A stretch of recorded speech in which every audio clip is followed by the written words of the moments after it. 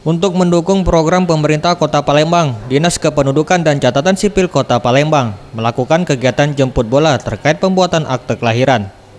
Siti Fauzia, Kabid Pelayanan Catatan Sipil, untuk persyaratan pembuatan akte kelahiran yakni fotokopi kartu keluarga, KTP, buku nikah, dan surat keterangan lahir.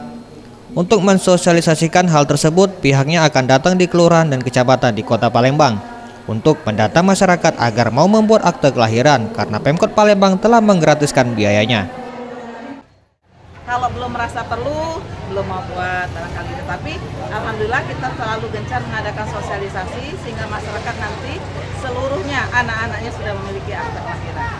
Syaratnya apa aja, Bu? Syaratnya fotokopi kartu keluarga, fotokopi KTP orang tuanya, buku nikah orang tuanya, dan surat keterangan lahir. Kalau sudah sekolah, ijazah. Akte kelahiran yang telah selesai dicetak akan secepatnya diberikan kepada masyarakat dengan datang langsung ke rumah. Hal ini dilakukan guna memberikan pelayanan yang maksimal untuk masyarakat. Tim Liputan, Sriwijaya TV.